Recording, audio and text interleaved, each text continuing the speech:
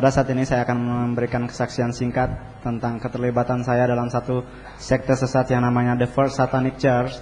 Tapi sebelumnya saya akan memperkenalkan nama saya. Nama saya dulu sebelum saya bertobat saya masih memakai marga Tionghoa dan saya memakai marga Chan, dan saya adalah anak ke-19 dari 26 orang anak, dan saya dari anak istri ketiga, dan saya adalah generasi ke-42 dari dinasti Qing yang khusus dari raja-raja Mongolia yang khususnya dari dinasti Qing. Dan saya hidup di Manado sangat lama, dan saya hidup layaknya seorang raja cilik.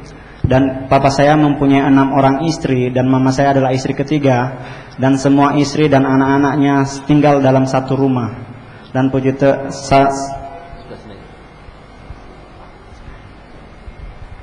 saat ini papa saya udah pulang lagi ke Cina karena kebetulan dideportasi dari Indonesia.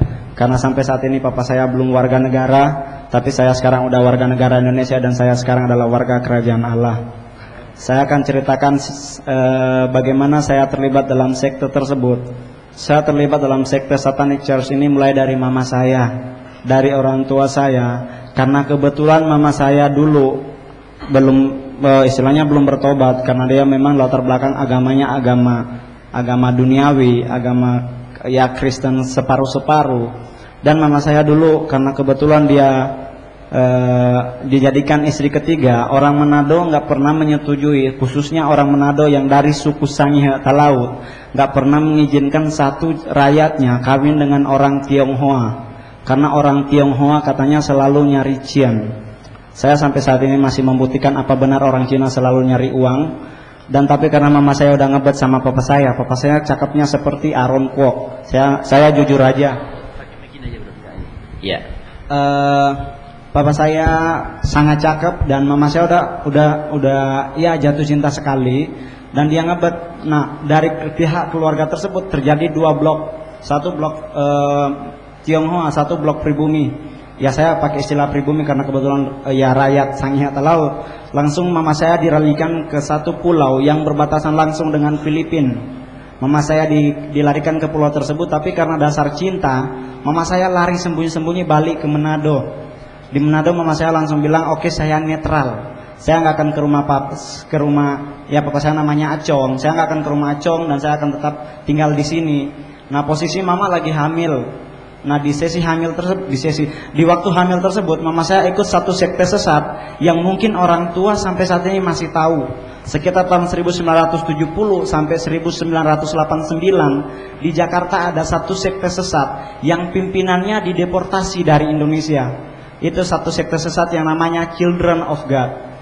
Dan mama saya adalah dedengkot Children of God untuk basis Indonesia. Nah, waktu mama saya ikut Children of God tersebut, posisi lagi hamil. Nah, mama saya lagi hamil karena dia lagi stres.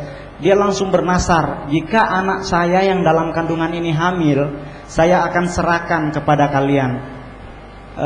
Dan mama saya waktu itu ikut di Children of God. Dia bernasar memang terjadi. Dan dari tahun 89 saya langsung jadi aktif. Dan saya di gereja setan saya langsung pegang orang kedua. Saya termasuk 7 jenderal utama, dan saya adalah jenderal kedua untuk basis Asia.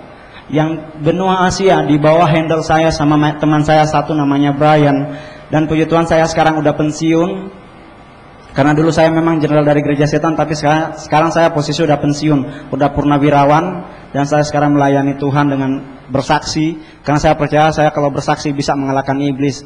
Karena kita juga tahu tadi di lagu lewat kesaksian kita akan kalahkan iblis.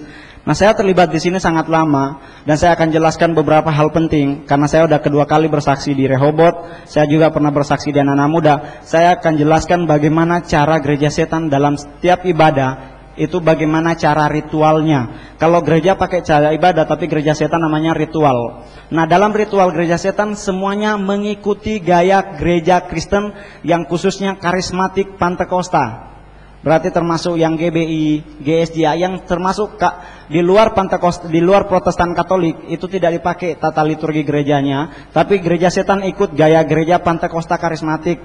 Di sini dimulai dari ibadah pertama. namanya praise and worship. Sesi pertama dalam setiap kali ritual ada praise and worship. Dan praise and worship gereja setan, kalau gereja Tuhan menyembah Yesus sebagai Tuhan dan Juru Selamat, tapi kalau gereja setan bukan menyembah Lucifer tapi menghujat Yesus. Nah, di setiap ritual tersebut dipakai lagu-lagu dunia, lagu-lagu yang cenderung heavy metal, yang sebenarnya anak-anak muda sangat menggandrungi, sangat suka lagu tersebut. Yang contoh, kalau dulu pernah mungkin tidak sempat masuk ke Indonesia, ada satu kaset khusus, kasetnya Guns N' Roses, judulnya Sympathy for the Devil.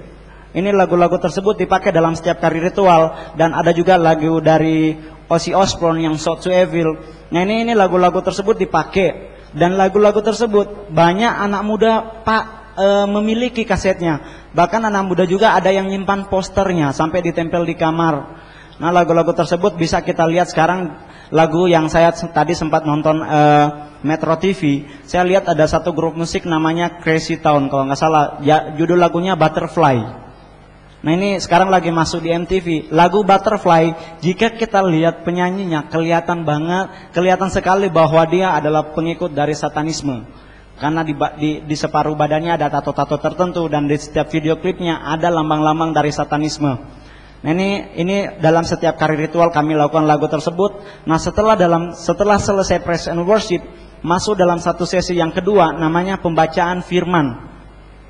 Yang membedakan gereja Tuhan dengan gereja setan hanya satu, bukunya. Kalau gereja Tuhan pakai Holy Bible atau Alkitab, tapi kalau gereja setan pakai Satanic Bible. Satanic Bible adalah kebalikan dari Alkitab. Nah, ini semua dipakai. Dan sekarang ada juga beberapa hamba Tuhan yang kepingin memiliki Satanic Bible, karena mereka kepingin membandingkan perbandingan antara Alkitab dengan Satanic Bible. Tapi sampai saat ini saya belum pernah ketemu, dan saya memang tidak ada keinginan untuk mencarinya. Dan saya akan jelaskan, dalam setiap pembacaan Satanic Bible selalu ditekankan tentang prinsip Mesias. Termasuk dalam amandemen pertama, bahwa yang jadi Mesias bukan Yesus, tapi yang jadi Mesias adalah Lucifer. Kenapa? Dasar pertama Yesus bukan Mesias karena Yesus manusia bumi. Mama papanya Maria dan Yusuf berasal dari Nazaret, berarti dari planet bumi. Dan Yesus juga lahir di bumi. Dan bahkan sangat terhina, Yesus lahir di kandang binatang. Sedangkan menurut prinsip gereja setan, bahwa yang jadi Mesias adalah Lucifer, karena Lucifer diutus dari surga ke bumi. Setelah saya bertobat, saya belajar Alkitab mulai dari Yesaya, Yeremia, Yehezkiel. Ternyata Lucifer bukan diutus tapi dibuang. Dan kita harus percaya Lucifer dibuang, bukan diutus. Nah, ini dalam Satanic Bible tersebut dijelaskan tentang prinsip tersebut. Dan dalam setiap kali ritual juga ada khotbah-khotbah tertentu, sama mengambil dari Satanic Bible, seperti prinsip hidup hedonisme. Kalau Alkitabiah prinsip hidup berkelimpahan. Tapi kalau di gereja setan pakai prinsip hidup hedonisme, adalah prinsip hidup berkemewahan. Nah, keluarlah produk-produk yang sangat mahal, baju-baju mahal yang tidak bisa kita beli kalau orang menengah ke bawah sekali. Tapi kalau orang yang menengah ke atas mungkin dia bisa beli. Tapi kalau orang-orang yang menengah ke bawah dan ke bawah sekali mungkin nggak bisa. Nah, ini dalam setiap kali pembacaan Satanic Bible selalu ditekankan tentang prinsip Mesias. Paling pertama prinsip Mesias, tapi khotbah-khotbah lain ada seperti tentang prinsip doa Bapa kami. Bapa kami bukan Yesus yang disembah, tapi Eternal Father. Eternal Father versi kitab Yehezkiel adalah Lucifer sendiri. Dan ada juga beberapa hal lain seperti prinsip kasih dalam Satanic Bible. Kalau di gereja Tuhan tentang prinsip kasih di kitab Matius juga, di kitab Korintus juga dikatakan bahwa kalau ada yang tampar pipi kirimu, berikan pipi kananmu. Kalau ada yang minta baju, kasih sekalian celana. Tapi kalau gereja setan prinsipnya lain. Jika pipi kirimu ditampar, kill him. Diputar-putar, langsung dibunuh, jangan besok sekarang. Pakai prinsip seperti itu. Alkitab dirubah, diputar-putar.